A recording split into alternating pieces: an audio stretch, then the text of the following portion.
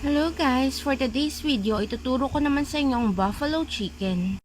Ito nga palang sangkap na ating gagamitin. Ang full recipe nasa dulo ng video. Hugasan at hiwain ang ating manok, lagyan ito ng asin, paminta at seasoning pampalasa.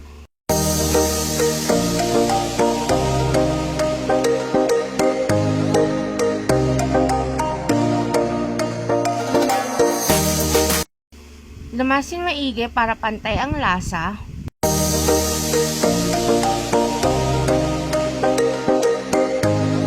Maglagay din tayo ng 3 kutsarang harina para hindi didikit sa ating kawali. Lalamasin natin muli hanggang sa magpantay ang harina sa manok.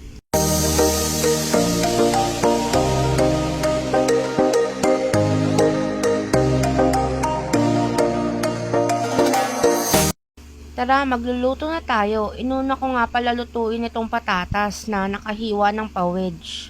Nagpainit na rin pala ako ng mantika para sa manok. Ipiprito na natin.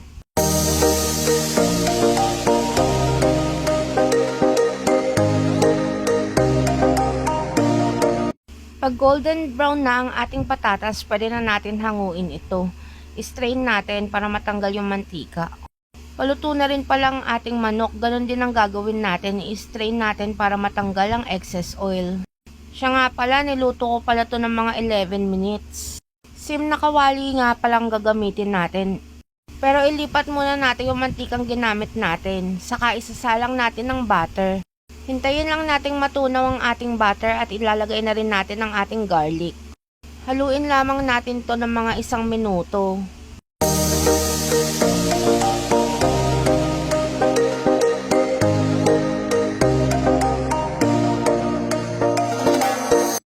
Pwede na natin ilagay ang ating hot sauce.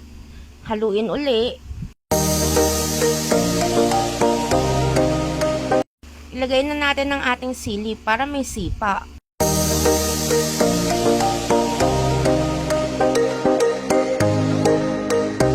Ilalagay na natin ng brown sugar at haluin uli.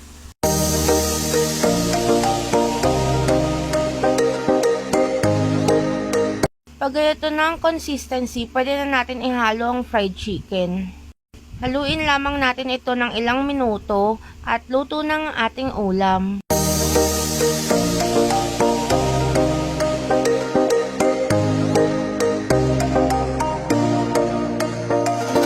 Magpa-plating na tayo. Ito na ang ating buffalo chicken.